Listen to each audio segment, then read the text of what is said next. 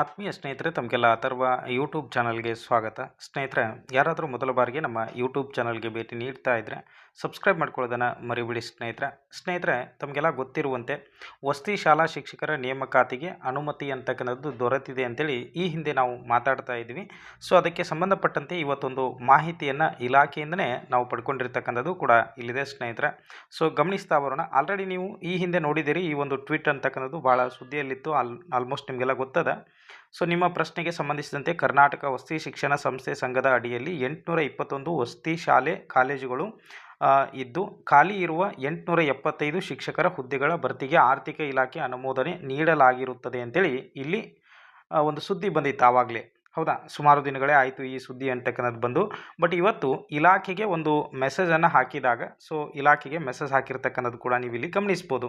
So ನಮಸ್ತೆ, ವಸತಿ ಶಾಲಾ ಶಿಕ್ಷಕರ ನೇಮಕಾತಿ ಯಾವ ಹಂತದಲ್ಲಿ ಇದೆ ಸರ್ ಮತ್ತು ಯಾವಾಗ ನೋಟಿಫಿಕೇಶನ್ ಆಗಲಿದೆ ಅಂತ ಹೇಳಿ ಕೇಳಿದಾಗ ಅವರು ಈ ಎಲ್ಲ ಡೀಟೇಲ್ಸನ್ನು ಕೇಳಿದರು. ಈ ಡೀಟೇಲ್ಸನ್ನು ನಾವು ಅವ್ರಿಗೆ ಕೊಟ್ಟಾಗ ಸೊ ಅವ್ರು ಏನು ಮಾಡಿದ್ದಾರೆ ಅಂತಂದರೆ, ನಮಸ್ಕಾರ, ನಿಮ್ಮ ಪ್ರಶ್ನೆಗೆ ಸಂಬಂಧಿಸಿದಂತೆ ಕಡತವನ್ನು ಸರ್ಕಾರದ ಅನುಮೋದನೆಗಾಗಿ ಈಗಾಗಲೇ ಕಳುಹಿಸಲಾಗಿದೆ. ಆದರೆ ಅನುಮೋದನೆ ದೊರೆತಿಲ್ಲ. ಅನುಮೋದನೆಯ ನಂತರ ಶೀಘ್ರವೇ ಅಂತಿಮ ಅಧಿಸೂಚನೆ ಪ್ರಸ್ತಾವನೆಯನ್ನು ಕರ್ನಾಟಕ ಪರೀಕ್ಷಾ ಪ್ರಾಧಿಕಾರಕ್ಕೆ ಕಳುಹಿಸಲಾಗುತ್ತದೆ ಅಂತೇಳಿ ಅವರು ತಿಳಿಸಿದ್ದಾರೆ.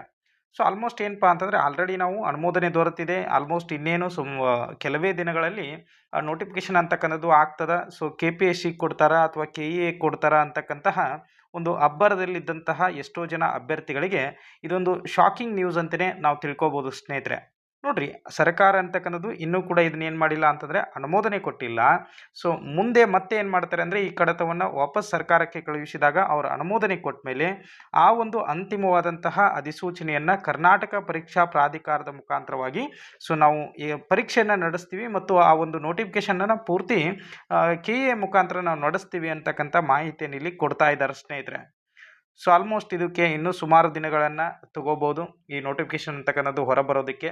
ಸೊ ಇವಾಗ ಸದ್ಯ ನಿಮಗಂತೂ ಒಂದು ಕ್ಲಿಯರ್ ಆಯಿತು, KEA ಅಂತಕ್ಕಂಥದ್ದು ಈ ಒಂದು ಪರೀಕ್ಷೆಯನ್ನು ನಡೆಸ್ತದೆ.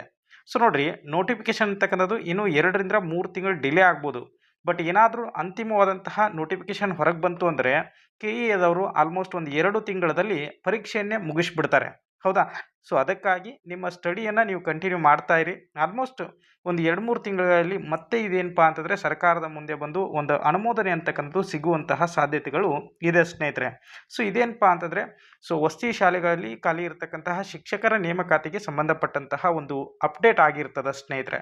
ಎಲ್ರಿಗೂ ಕೂಡ ಧನ್ಯವಾದಗಳು.